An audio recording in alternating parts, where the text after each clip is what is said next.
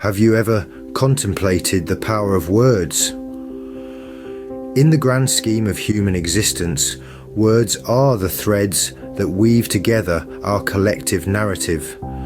They shape our thoughts, influence our actions, and ultimately mold the society we live in. Yet, in this age of information overload, we find ourselves in a paradoxical situation. We are simultaneously empowered and overwhelmed by the constant influx of words. Words, words, words.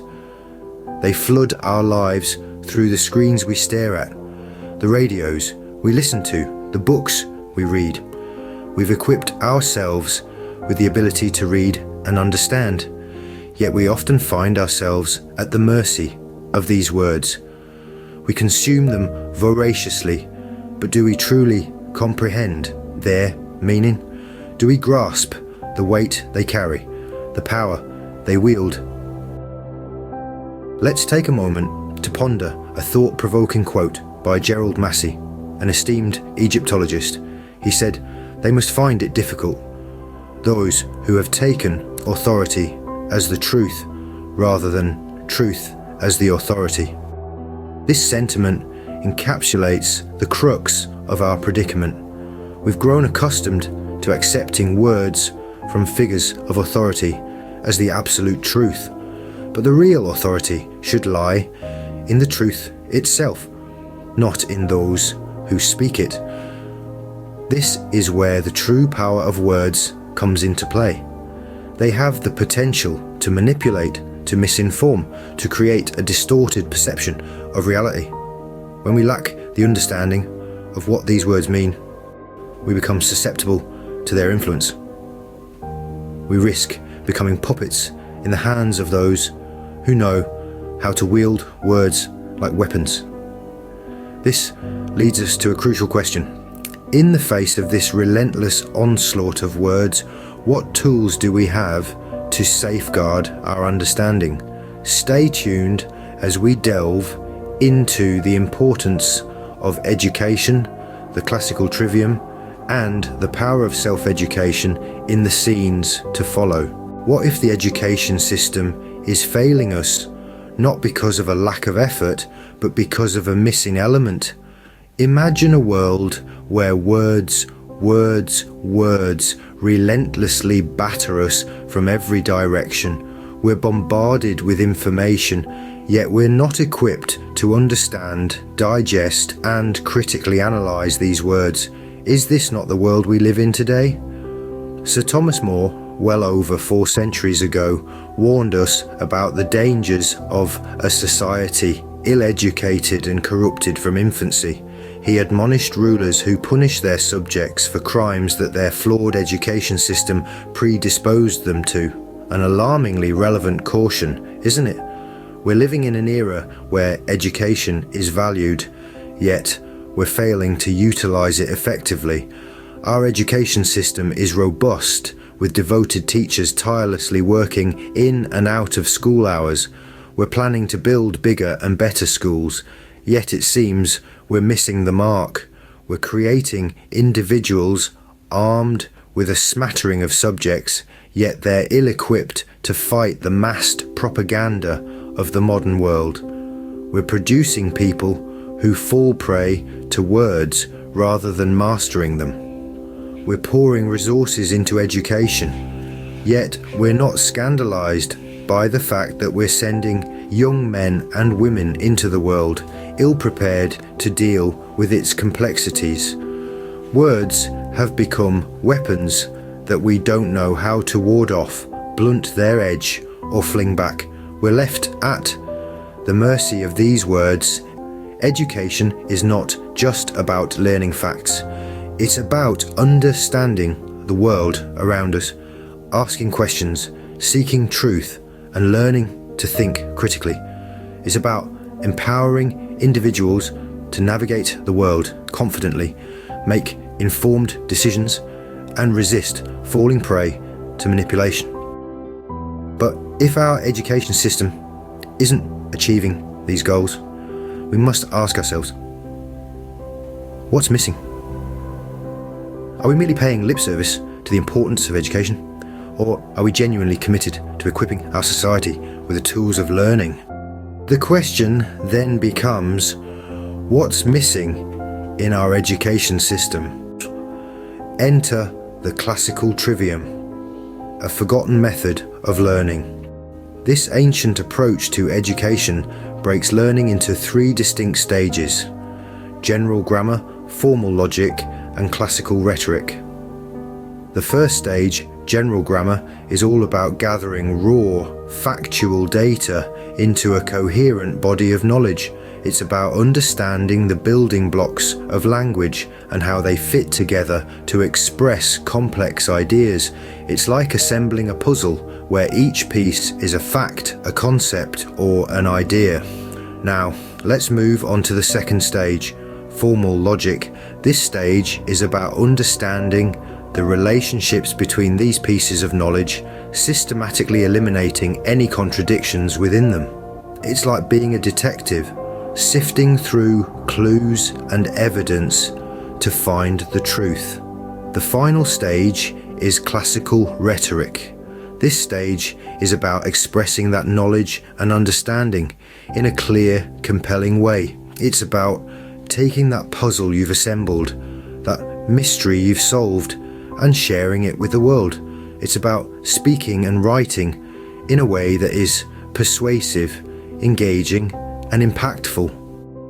What makes the Trivium so powerful is that it equips students with the ability to learn independently and think critically.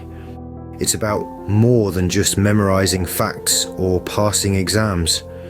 It's about understanding how to approach new subjects, how to question the information you're presented with, and how to express your own ideas. But the Trivium isn't just about education, it's also about how we understand and interact with the world around us. It's about being able to discern truth from falsehood, to make informed decisions, and to communicate effectively. A world where every individual is equipped with the tools of the Trivium. How would that change our society? Perhaps we'd see a society of critical thinkers, of informed citizens, of effective communicators. Perhaps we'd see a society that values truth over authority, understanding over ignorance, and dialogue over dogma. What if you could become your own teacher? Imagine the possibilities. You wouldn't need to rely on others to deliver information or explain complex concepts. You would be in control, directing your learning journey, choosing the topics that spark your curiosity, and diving deep into the subjects that truly fascinate you. This is the power of self-education, and it's a power that the Classical Trivium can help you unlock. The Trivium isn't just about rote memorization or regurgitating facts. It's not even about mastering a specific subject. It's about learning how to learn. It's about developing the skills to gather raw data, to analyze that data without contradiction, and to express and utilize that knowledge wisely in the real world. It's about becoming an independent thinker, capable of teaching yourself anything you set your mind to. Think about the potential impact of this on society as a whole. If more individuals were equipped with the tools to teach themselves, to think critically and creatively, we could see a dramatic shift in the way we approach problems and challenges. Instead of looking for quick fixes or easy answers, we would be more inclined to delve deeper, to question assumptions, to seek out the root cause. And it's not just about solving problems. Self-education fosters a lifelong love of learning. It encourages curiosity and exploration. It empowers individuals to pursue their passions and interests, to continually grow and evolve, to become not just consumers of knowledge, but creators of it. So, yes, the Trivium is a powerful tool for education, but It's more than that. It's a tool for life. It's a way to unlock your potential, to take control of your learning journey, to become your own teacher. The Trivium doesn't just equip us with knowledge, but with the ability to seek out and understand knowledge independently. It opens up a world of possibilities, a world where each of us has the power to shape our own education, and in doing so, shape our own future. So where does that leave us? We find ourselves in a world where information is at our fingertips, yet the tools to critically process this information are not universally wielded. The Trivium, general grammar, formal logic, and classical rhetoric, once the cornerstone of education, seems to have taken a back seat to rote memorization and standardized tests. But imagine the possibilities if we were to reinvigorate our education system with these time-tested tools. By reintroducing the Trivium into modern education, we could empower individuals to be not just consumers of information, but masters of it. We could foster a society of lifelong learners, individuals capable of teaching themselves anything they set their minds to. Consider the potential of a generation equipped with the Trivium. In a time of fake news and misinformation, a populace skilled in formal logic could swiftly expose fallacies and falsehoods.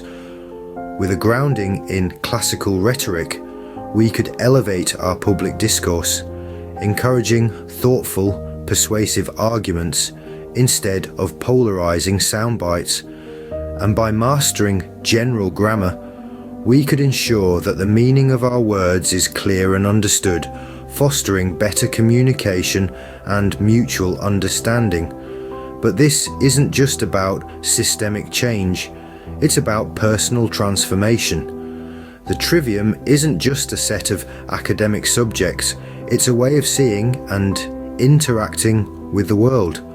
By exploring these disciplines ourselves, we can become more discerning consumers of information, more effective communicators, and more thoughtful contributors to our communities.